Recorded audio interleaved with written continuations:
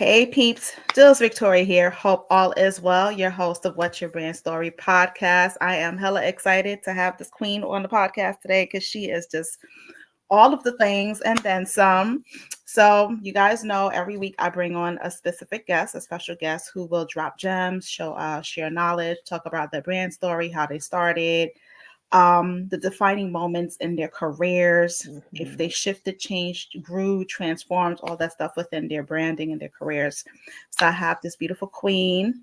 I've known her for a hot minute. We haven't seen each other in a while, so it's good to just see her virtually and give a virtual hug. Yes, sis. Yes, absolutely. She is a phenomenal vocalist, singer, actress, philanthropist. I may add to that because I know you do a lot of that stuff. She is definitely someone who inspires me. I highly respect her, bow down to her. She's just amazing.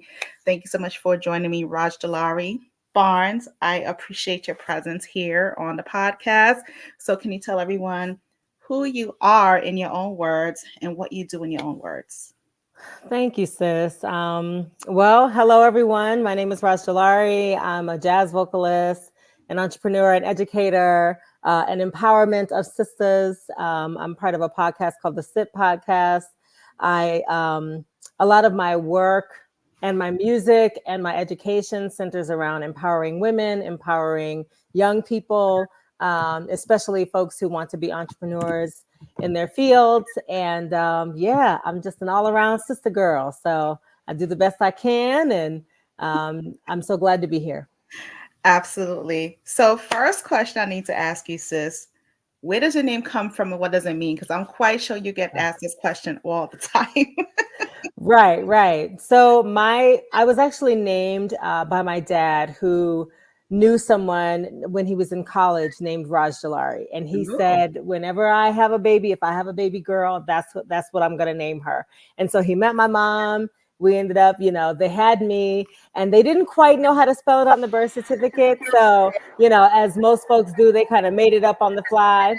But thankfully, I was able to do some research about it. My mom taught me where my name came from. Raj is king and Dulari is daughter. So it's actually daughter of a king, princess. Oh. It is Hindi. I am not Hindi, but I have much respect for the culture and much respect for the language. So I'm honored to have this name. It's a beautiful name. Like when I first met you, I'm like, what's your name again? Oh, dang, I had to Google it. It was super cool. So as far as singing, like when did you discover that you could sing? I'm not gonna say sing, that you could sing. Child. So I grew up in the church. I grew up in Michigan. I grew up in Kalamazoo, Michigan. Shout out to the Midwest folks. And my granddad, great granddad, started Second Baptist Church in Kalamazoo. And so I came from a church family, and I started singing at 3. My mom would put me on a milk crate and I would sing as a soloist with the choir. Aww. Then, I started traveling with my mom. My mom had an adult choir and they let me travel with them as a teenager. So that was a lot of fun.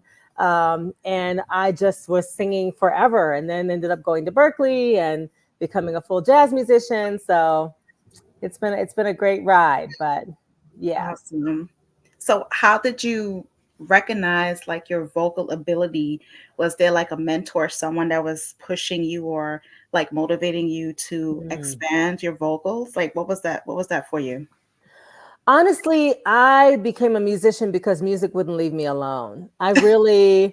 At first I wanted to be a tap dancer. I thought I wanted to do healthcare. Like I wanted to be an actress, but I kept getting asked to sing. And so I started out in this youth group called Act It Out. And we would do like TV spots and stuff like that. And I ended up, we did something where we were acting in some show, and I sang a song. I sang a Baldwin song, Play the Blues for Me. And after that, I just started getting asked to sing more and more. And I was like, well, maybe this is what I'm supposed to be doing, And that's just kind of how it took off from there. That's amazing. Amazing. So what was your first real gig like? Like, what was that experience for you emotionally and mentally?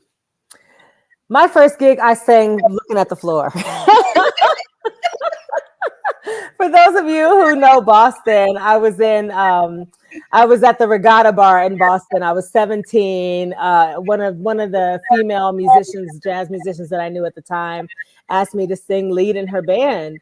Mhm. And I spent the whole gig singing like this. Lord have mercy. Oh, I was so nervous, but I did it, and it was yes. worth it. Awesome.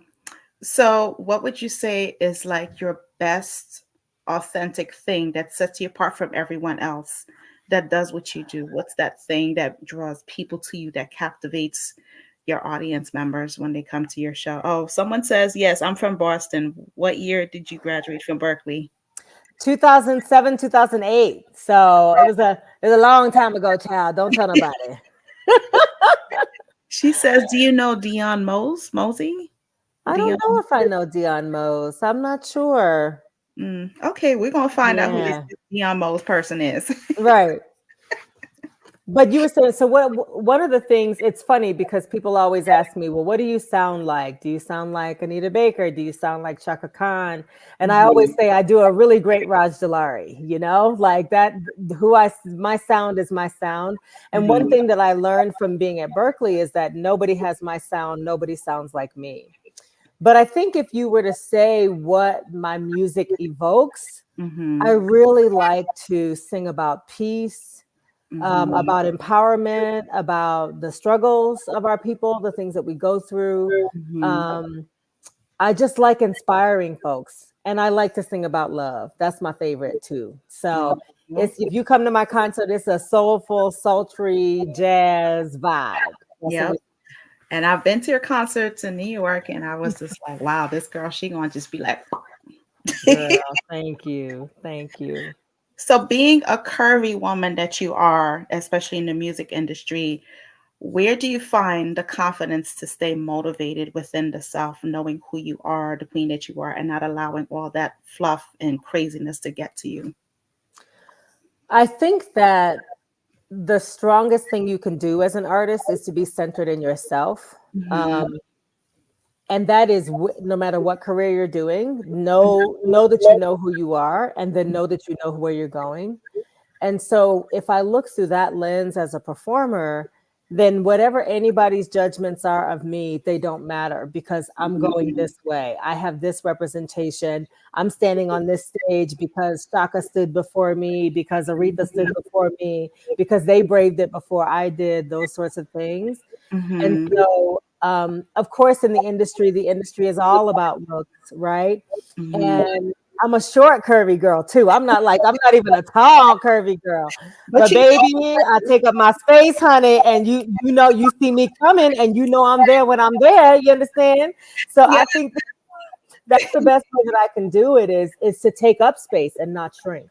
yeah, but when you sing, you are so powerful and so tall, like forever expansive when you sing. So I don't even see height. I'm like, well, damn, okay, let me just. That's how it's supposed to be. I'm So 6 feet tall in my mind. It's in my mind.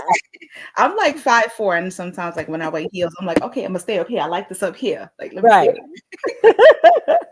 So, which artist would you say from growing up was your inspiration when it came to like singing or examples of just like different genres and things like that? I'm a jazz girl first and foremost. Okay. So my ultimate favorite, all-time favorite artist still living is Diane Reeves. Mm-hmm. Um, Diane Reeves, Rochelle Farrell, Sarah Vaughan, Ella Fitzgerald, Nina Simone. Those are like part of the canon that I truly respect as vocal artists. Definitely Sarah Vaughan and Ella Fitzgerald really inspired me as a kid. But Mm-hmm. then when I discovered Diane Reeves and like her contemporary jazz sound, I was like, that's it right there. That's what I want to do. And that's That's who I awesome. aspire to. Yeah. So, what is one word that stands out to you from all of those women that you just mentioned? Like, what was that it factor for them? A word that stood out to you? Daring. Mm. They took risks. I've had the pleasure of meeting Diane Reeves and seeing her perform several times. Mm-hmm. And what I love about her is that she never stops being a musician. Like when she sings, she's such an instrument that Mm-hmm. it's not about, oh, I'm going to give you this pretty sound. I'm gonna do this thing that fits right here. I feel like Diane Reeves is almost like the Miles Davis of jazz. Like she Mhm. really just makes sound with her voice, and she does it in a way that is daring. It's just Yeah. it's out there and it's beautiful. Rochelle Farrell, the same, innovative, like those kinds of things. Awesome. So when it comes to branding, how do you brand your career, like on social media, or how are you able to get all of these wonderful performances that you're getting? Like how's that set up for you? I think branding is two parts. It's outside the room and it's also when you're in the room, right? Hmm. So, outside the room, meaning your social media presence, your social media platform. And for me, I can't help but to be anybody but myself. So, Hmm. I always want my social media to feel like it's my living room. Like, you Hmm. coming with me on the road, honey. You coming with me in the back row, in the backstage. You're coming with me on stage. We are in this journey together, and you Hmm. get to see all these things that I'm doing. And for me, the thing that I vibrate on all the time is gratitude. So my brand is about gratitude that I get to make this music, gratitude that I get to do this life, gratitude that, that I'm honored with this gift, like all those things. And so that's part of my branding. And then in the room, when I'm working with folks, when I'm hired as a contracted singer, I try to be precision with my sound. I try to show up and support the vocalist the best that I can. I try to make sure I'm on time, not, early is on time, honey, not late, There you all those things. Because I see myself as a tool in someone else's career. How do I show up and be? So that gets me hired more. That gets me hired back to things, go. Absolutely. How you do anything is how you do everything. Absolutely. Would you say that with social media, do you have any type of like pressure to like have this amount of huge following, or does that matter to you? Because I know oftentimes when you are a celebrity or singer, influencer, so on and so forth, a lot of people welcome your blessings. It's so awesome. Everything else follows. Thank Thank you, y'all. you. Thank Rodriguez. you. Mwah. Does that like put pressure on you? Because I know a lot of influencers. I have a dear friend of mine, and she's always about the algorithms. So I wanted to ask you, like, what was that for you? Does it really matter to you, or is it just you getting your message out there, like you talked about gratitude just now and things like that? I think that visibility is helpful, right? I'm not going to say it's not helpful. And I know that when you have more people to see you, there's more opportunity for you. But Hmm. sometimes I feel like social media is very surface level. Just because you Yes, have 10,000, 12,000, 20,000 followers, it doesn't mean that you're super professional. It doesn't mean that you can sing on pitch, honey. It doesn't mean, there's so many things that go into it about the craft of who you are that I think is just as important. right. So I think for me, authenticity is more key than numbers. Hmm. And there have been times where I've tried to do the algorithm. Like, for instance, I know if I post a pretty picture of me in a dress going on stage, that's going to get more likes than maybe me just kind of dressed down, but I'm singing in rehearsal, whatever. But what I want people to experience is all of that. I don't necessarily just want to stand there in a glitzy gown, because how do you know how I got there? I'd rather you see all the things that I do to get to that glitzy gown than for that to be the only thing you see of me online. Absolutely. So, Yeah. what made you come up with the decision to say, okay, I'm going to show this part of myself and also that part of myself? Like, what made you make that decision to do so? Because, like you said, social media can be very surface. Do you feel Yeah. like do you feel like that helps you and helps like your brand and stuff, or does it Mhm. like sometimes rub people the wrong way? Like, how do you see that? I've had a brand coach early in my career. Her name is Joni Williams, and she's really great. And she did talk to me a lot about authenticity and about kind of bearing my soul. Hmm. And that was really good. I thought it was great advice. However, Hmm. I think there's a fine line between bearing your soul, because there are some days where I don't feel like I want to get on stage. But is that the message that fits into my brand? If my brand is gratitude, right? Yeah, Then maybe it's better for me to say, throughout all I've been through, I'm happy to be on this stage. It's still the same message, but it's a different way of delivering it. absolutely. So I've had to find what is a good normal for me. Mhm. I think being authentic is good. I think sharing yourself is good. But I also think for me, I don't, it's more like positive realism, if you will. You know, it's like there's positivity there, but there's also the real world. Like I'm going to talk about Palestine. I'm going to talk about politics. I'm going to talk about things that are important to me. I'm going to talk about things that I find necessary to say, but I'm Right. also going to try to figure out a way, how can we unite and be combined as a community, as opposed to this is just what I hate and this is the Yeah. negative vibe that I'm in today. Does that make sense? No, it makes perfect sense because that's what I do with my clients whenever they're going through something. I said, you can share your challenges and so on and so forth, but I also want you to segue into what you do to keep yourself elevated and motivated. Yeah, You can talk about, hey, I'm having a really bad day today, but since I'm a meditation strategist, I'm going to show you how I meditate to bring myself back to my center. So yeah, it's kind of like shifting it in a way. So I just wanted to get your take on that because oftentimes on social media, it's just like this big thing. And it's just like, okay, like this is just depressing and it's negative or whatever. right. I do think artists should speak to the times, though. Like I do think artists should say how you feel about politics. You should say, you should say that the US is trash and that, we should be out of Palestine and we should not, we should be defending the war, we should be ending the war in Sudan and we should be supporting Haiti. Like we should be saying those things. Mhm. But how do we then say, and these are the places that you can go to get information? This is how you can organize in your local community. These are the things that you can do. And Mhm. even for me, I try to challenge myself to do that. And that can still be positive Yeah, you and can. not necessarily negative. Absolutely. I agree with you Yeah. 100%. How did you come up with being like a jazz vocalist or a backup singer and so on and so forth when it came to your titles? Because I know sometimes a lot of artists have a hard time with like their titles. Because I know for me, coming up Mm. with brand coach, it was like, okay, like what the hell is my title? Because I do so many different things, and I wanted to make sure that it stands out and it represents who I am, my identity. Da, da, da. I think overall my brand is professional vocalist, right? Okay, And right. so if I look under if I'm under the heading of professional vocalist, Mhm, then that's musical theater, mhm, that's me being a professional background vocalist, that's me being a jazz singer, that's me singing at a church, that's me doing all these different things mhm, that is about music in a professional setting. And so that's how I try to um, brand myself and the work that I do, and it's all covered. Even yeah, when I do talks and all that, it's all under that same heading of being a professional. that's awesome. What Yeah. is one of the most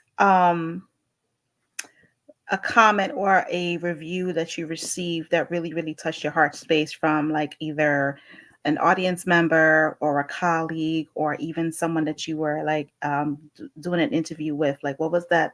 It was like a lasting impression or something that someone told you about yourself.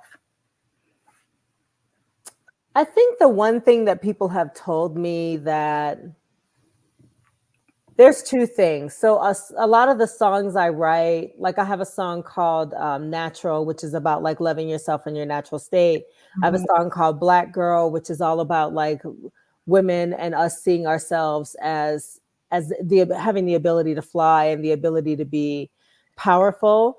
Um, and I've had people say to me that those songs specifically touch them, yeah. and that's been beautiful. I've also had people tell me that I don't sound like anybody else. Those are the two things that really Mhm, have touched me. I'm trying to think of like one thing that someone has said, mhm, um, but it's that same theme mhm. throughout. Yeah, I agree with the second one that you said that you don't sound like anyone I've ever heard of before. Thank you, sis. You Thank don't, you. sis. You really like when you're on stage, you're actually captivating, and it's like your energy just flows through the whole entire room, like the whole entire space. Thank you. I That's appreciate what that. that's what it is, for sure. So where do you see yourself in like 5 years from now? Like what is that goal or dream? That's so hard. Because if you had asked me that like 10, 15 years ago, I could tell you exactly what I wanted. I want to win a Grammy. I want to do these things. Da, da, da. And now that I've been out here for a while, Mhm. 5 years from now, I want to be on stage, healthy, loving my life, doing something that I'm absolutely excited about. I love that answer. I love that you answer. know? Some people are like, I want to build an enterprise. I want to do this. I want to do that. For me, it's just being, like you said, happy, but also Yeah. consistently discovering me, who I am, my identity, Yeah. from what I don't like, connecting with the inner self, the inner child in me, like those types of things, Yeah. because I think that's important. I want to be healthy, working, and still singing, honey. I want to be 85, yeah, and passed out in the wheelchair, you know. Exactly. I want to sing my last note and go, thank you. That's all she wrote. Take me up. Absolutely. So if there's like any suggestions or empowerment that you can offer to someone who is aspiring to be Mm. a singer, vocalist, like what would that be? Some of the things that I tell my students now, Mhm. um, one, practice, practice and know your instrument, Mhm. learn how to read music. I mean, yes, you can get by without it, but you should know it so that you can tell somebody how to do your music. Mhm. And three, stop trying to sound like everybody else. Find Yep. out what your sound is, because I have so many students and they're beautiful. They're super talented. They're extra talented, but they're Mhm. singing the melody the same way so and so sang it, the same way that's on the record, the same way da da da. And I'm like, baby, if I can't tell, if I don't hear you, then you're just a caricature of the person who made the original. I would Yeah. rather you be you and show me this song in the only way that you can show it. Mhm. That tells me what kind of artist you are and what kind of performer you are. Absolutely. I always ask my clients when I'm doing my consultation or discovery calls with them, like, what sets you apart from everyone else? Yeah. What makes you you? Yeah. What makes you you? And what is that unique quality that you have about yourself that you can do effortlessly, powerfully, and not even think about it? Not even think about it. I love that. Yeah.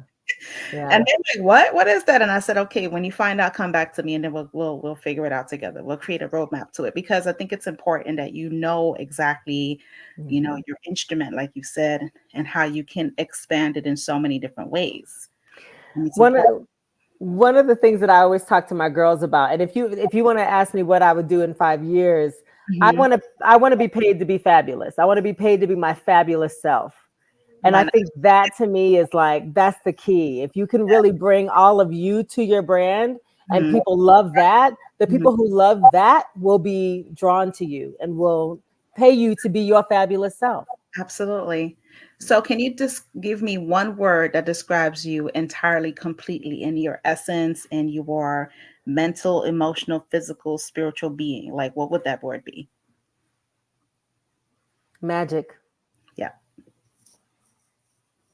I wield it. It's in my music. It's in everything I do. It's in my wishes and my dreams. Hmm. Only magic has gotten me to these places. Black girl magic, brown girl magic, however you want to call it. Well, Um, girl, you know magic. what I'm saying? Like we all have that essence, that magic within us. It's just about us tapping into it and Mhm. using it for a purpose in our lives. That's beautiful. Now, can you give us a little sample of your magic in your voice, what that sounds like? Oh Lord. Just a little bit. It don't gotta be like, oh, it's just like a little bit. I'm Because trying to think of what I would she sing. had this girl on here. She said she sings. She didn't even sing a lick of note. All right, I'll sing a verse from my Honey Wine song, which is from my first album. Sweetness and the taste of your skin, fresh like dew, love. I feel so inspired. I could write a million songs about the brilliance of your smile. It's easy, you make me free. I need your honey, need your honey. And you got to get a ticket to hear the rest. Yes, ma'am. I agree. I concur. I concur. For sure, for sure. Thank you for sharing your beautiful magic and instrument and gift with us. We highly appreciate it. I know the viewers appreciate it as well. So can you also share with us, like, for someone who's trying to get into the music industry, like, what direction and steps do you think that they should take where it comes to, staying motivated and keeping focus, especially those moments where they're getting no's and doors are slamming in their faces and whatnot? Like, what would you say to a person like that? I would say create your own lane. Don't look at any of these places, any of these established institutions, and wait for them to give you anything. When I lived in New York, for instance, I would go to showcases and be like, please, can I get a slot in your showcase? Da, da, da, da, da. And they kept telling me no. So what I would do is I would go to the venue and say, can you give me a night? And I would book it and sell it out myself. That's right.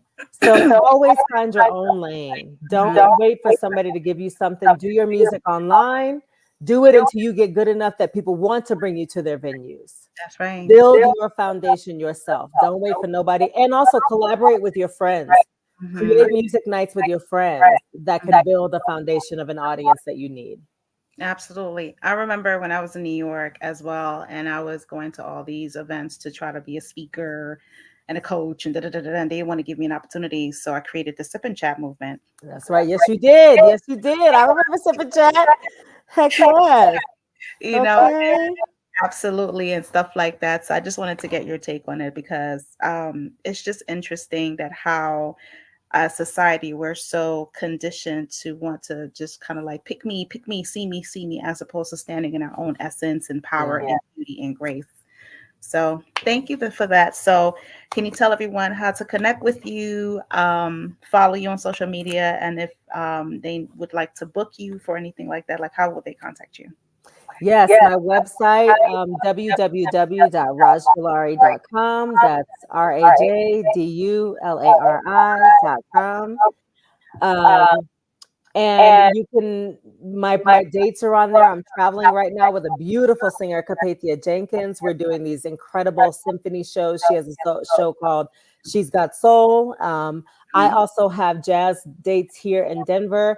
And my East Coast folk, I got good news for you. You're going to see me in New York in the summer and in the fall this year. So I've got a lot of good stuff coming. And you can always email me at rajdulari@rajdulari.com if you're interested in having me and the band, me and my guys, bring the Rajdulari experience to you. Absolutely. Well, I will be in and out of New York. Yes. So keep you posted. I'll let you know when I'm around. That would be awesome. That would be awesome, girl. Do little sneak attacks like a little ninja. Hi, and then leave again. Same. Now you see me, now you don't. You know. Now you don't. So, but thank you so much once again. I appreciate you, sis. I wish you so much joy and peace and abundance and happiness and lots of money and riches and fame and all that good stuff. Thank you, sis. Same to you. All the happiness and success your way. Thank you for having me. Absolutely. Okay, so guys, we are logging off now. Thank you so much for actually honoring us with your presence on another episode of What's Your Brand Story podcast. I know Queen here, she dropped a lot of gems. I hope y'all took some notes. Catch the replay if you didn't get the notes, because she just dropped the gems like nobody's business. So until next time, guys, we will see you again. Have a great evening. Bye. Bye. Hold on a second.